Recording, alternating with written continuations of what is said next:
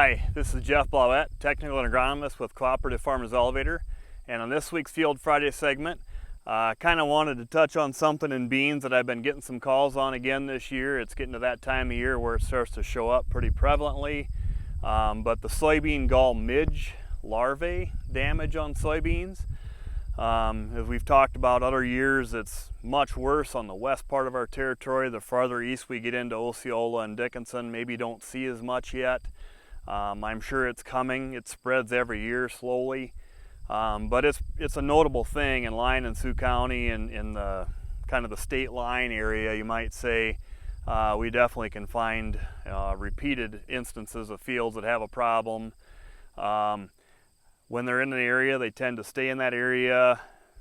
They slowly spread. They don't just stay in that area totally, but once they're there, you probably are going to have the problem repeatedly. I don't think you're going to get rid of them. You'll notice here we're on the edge of a field. That is where they're worse.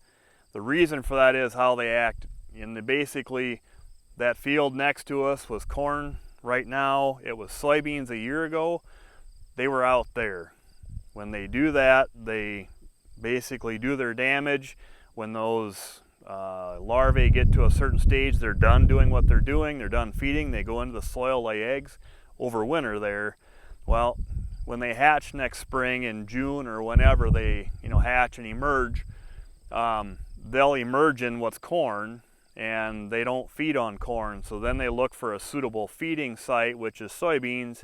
Well, in this case, it's just across the crop line, so they're going to move back and forth every year if this is rotated both fields. They are not really good flyers. Those midges are really small flies. They don't fly very well. That's why they typically are going to stay close to the edge. If they don't fly any further than they have to, so they'll be worse on the edges. As you get out in the field farther, you see less and less. Yes, they can be 500 feet out into the field.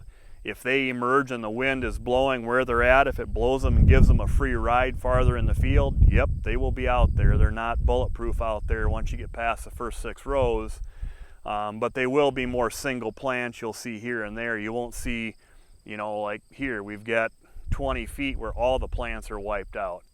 So the edges are worse. Basically, those feeding sites, they feed on the base of that stem in the bottom inch or so. When that bean is about spraying time, maybe even a little bit before, those beans start getting 2-3 trifoliate, you'll start to see the very base of that stem have some cracks in the skin, some fissures we call it. That's where they inject those eggs, and when those eggs hatch, then we get these orange larvae that do all the feeding. They can be pretty prolific. They can be a lot of larvae in one plant. There might be 20 or more in a plant, so even though they're really tiny, they can do a lot of feeding damage. And basically when they're feeding, they can either kill that whole plant by chewing off enough of the plumbing in that plant so there's no nutrient flow up and down. Those plants that are still standing, that's what happened. There are plants out here though that if you look at the base of the plant, they're brittle there, and if you push on them, they'll crack. And if they crack at the soil level, that's the damage that they're causing. Nothing else in soybeans will make them brittle at the stem and have them crack over right at the soil level, with the outside exception of maybe if you had some hail damage, but it's less likely, even though it is possible, but mostly it's going to be the gall midge damage. As far as looking at it, I've got some pictures with the stem. That skin on the outside of the stem has been disrupted long enough where it's kind of turned into it's a little bit of white moldish look to it. It's not the sclerotinia white mold that we deal with that's mostly confined to the low pockets in fields or behind groves. That's a more fuzzy mold that's higher on part of the stem than not the base. But if you see that, that's what you're probably looking at from the damage from the larvae.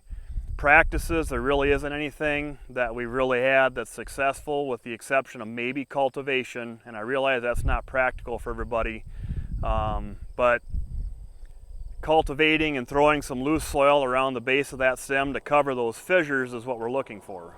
But otherwise, insecticides and things like that, there really isn't any labeled or any timing that we know of yet.